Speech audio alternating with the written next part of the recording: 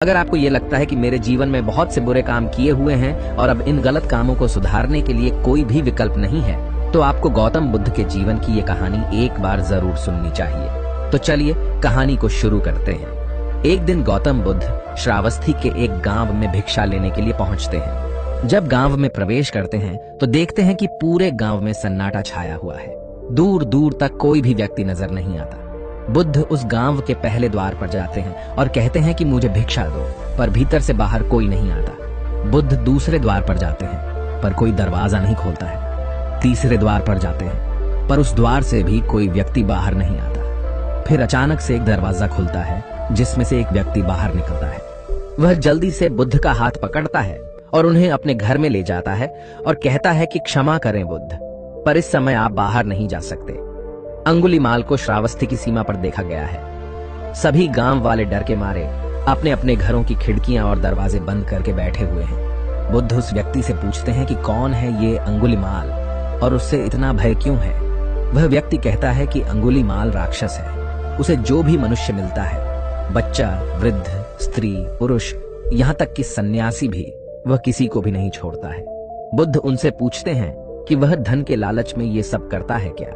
वह व्यक्ति कहता है कि नहीं, उसे धन का कोई लालच नहीं है। वह जब भी किसी आदमी को मारता है तो उसकी उंगली काटकर अपने गले की माला बनाता है। इसीलिए उसका नाम अंगुलीमाल पड़ गया है। और ये भी सुना है कि जब उसके गले की माला में 100 उंगलियां पूरी हो जाएगी तो उसकी विनाशक शक्तियां और भी ज्यादा बढ़ जाएगी। बुद्ध कहते हैं, आभार हो आपका जो आपने मुझे उसके बारे में बताया। फिर वह व्यक्ति बुद्ध से कहता है कि कृपा कर आप बाहर न जाइए, क्योंकि वह आप पर भी वार कर सकता है। बुद्ध कहते हैं, भय से अपनी राह छोड़ दो। ऐसा मैंने कभी नहीं किया। मुझे भिक्षा मांगता देख जन जन के हृदय में अंगुलीमाल का भय कम होगा। फिर वह व्यक्ति कहता है, नहीं बुद्धा, मत जाइए, वह बहुत ही ज्यादा खतरनाक है। बुद्ध कहते हैं कि वह खतरनाक नहीं, बल्कि वह दुखी है और मुझे उसके पास जाना होगा, क्योंकि उसे मेरी जरूरत है। इतना कहते हुए बुद्ध उस व्यक्ति के पास से चले जाते हैं।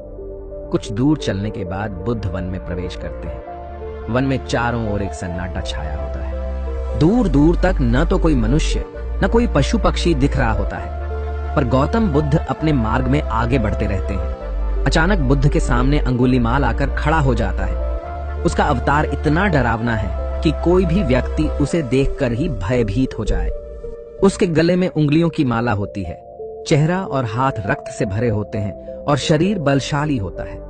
उसका अवतार इतना भयानक होता है कि किसी भी साधारण व्यक्ति के प्राण तो उसे देखते ही निकल जाए, पर बुद्ध पर अंगुलीमाल के डरावने अवतार का कोई असर नहीं होता है। बुद्ध थोड़ी देर तक एक शांत मुस्कुराहट और ठहराव के साथ अंगुलीमाल की तरफ देखते हैं, फिर बिना उससे कुछ भी कहे उसकी बगल से निकलकर अपने मार्ग में आगे बढ़ जाते हैं। बुद्ध को ऐसा करते देख अंगुलीमाल को यह समझ नहीं आता है कि उसके साथ ये हो क्या रहा है। वह मन ही मन सोचता है कि मुझे देखकर लोग या तो भाग जाते हैं या मुझे देखकर मर जाते हैं या मुझसे अपने प्राणों की भीख मांगने लगते हैं। मैंने कई सन्यासियों को भी मारा है, पर मैंने आज तक कोई ऐसा व्यक्ति नहीं देखा जो मुझे नजरअंदाज करके अपने मार्ग में आगे बढ़ जाए। या तो इसने मुझ पर ध्यान नहीं दिया होगा, या फिर हो सकता है कि ये देख ही ना सकता हो, पर मुझे इससे क्या मतलब। मुझे तो अपने गले की माला पूरी करनी है। अंगुलीमाल बुद्ध को आवाज लगाता है, ऐ साधु रुक।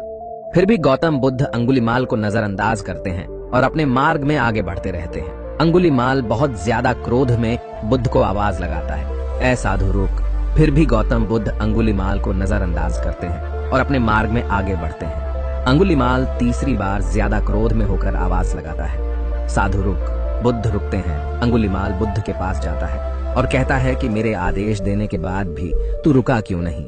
फिर बुद्ध कहते हैं, मैं तो बहुत पहले ही रुक चुका हूं, तुम ही चलते जा रहे हो। अंगुलीमाल ये समझ ही नहीं पाता है कि बुद्ध क्या कह रहे हैं, पर वह इतना जरूर समझ जाता है कि सामने खड़ा व्यक्ति उससे थोड़ा भी नहीं डर रहा है। अंगुलीमाल बुद्ध को डराने के लिए चिल्लाकर पूछता है, साधु मुझसे भय नहीं लग रहा है क्या, मैं आदिमानव हूँ। बुद्ध कहते हैं कि नहीं, तुम मानव हो। बुद्ध की ये बात अंगुलीमाल के मन पर लगती है। पहली बार उसे किसी ने मानव कहा था, पर वह इस बात को नजरअंदाज करने का प्रयास करता है और बुद्ध से पूछता है कि ऐ साधु, तूने ये क्यों कहा कि तू कब का रुक चुका है, जबकि तू तो चल रहा था, और तूने ये क्यों कहा कि मैं नहीं रुका। बुद्ध कहते हैं कि मैं बहुत पहले ही रुक चुका हूं, यानी मैंने ऐसे सारे बुरे काम करना पहले ही छोड़ दिया है जिससे कि व्यक्ति को कष्ट पहुंच सकता है। सब जीना चाहते हैं, बस तुम उन्हें दया की भावना से देखने का प्रयास करो। गौतम बुद्ध के ये शब्द दोबारा से अंगुलीमाल मन पर चोट करते हैं, पर वह दोबारा से बुद्ध की बातों को नजरअंदाज करने का प्रयास करता है। इस बार वह बहुत गुस्से में था। उसने भयानक तलवार लेकर बुद्ध के पास आकर उसकी गर्दन पर रख दी।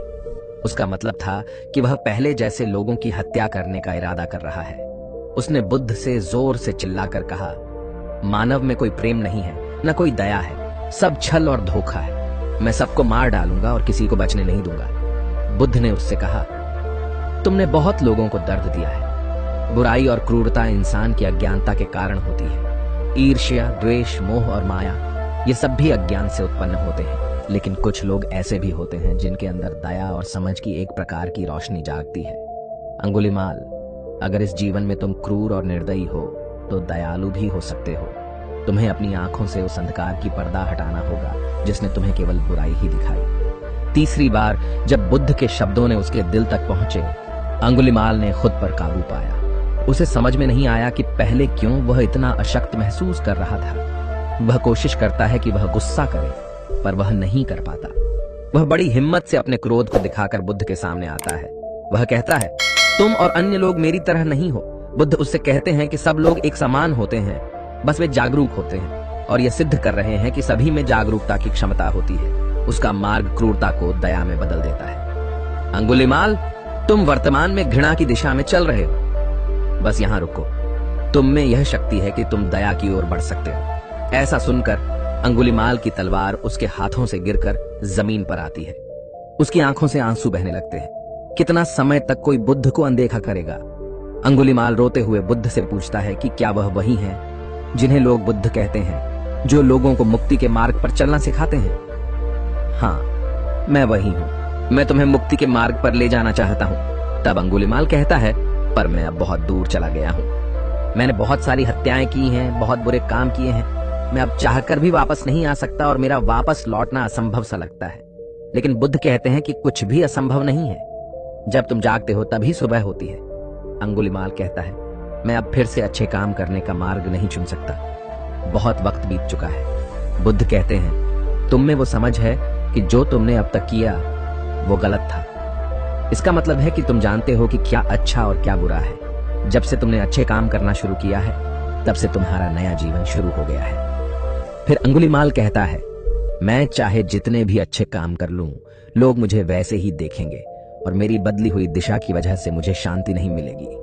बुद्ध कहते हैं कि अंगुलीमाल, अगर तुमने हिंसा के रास्ते को त्याग दिया तो मैं तुझे सही दिशा में ले जाऊंगा, तुझे रक्षा करूंगा और तुझे लोगों की आलोचना से बचाऊंगा। तू बस पहला कदम उठा। अंगुलीमाल पूछता है, क्या ऐसा हो सकता है? बुद्ध कहते हैं, बिल्कुल हो सकता है। उसी दिन से अंगुलीमाल बुद्ध के चरणों में गिरकर बिना खड़े होते हुए कहता है कि मैं आपके शिष्य बनना चाहता हूं। बुद्ध कहते हैं कि मैं शिष्य नहीं बनाता, व्यक्ति खुद ही मेरे संग से जुड़ जाता है। तब अंगुलीमाल बुद्ध के भिक्षु बन जाता है। चैनल को सब्सक्राइब जरूर करें। नमो बुद्धाय।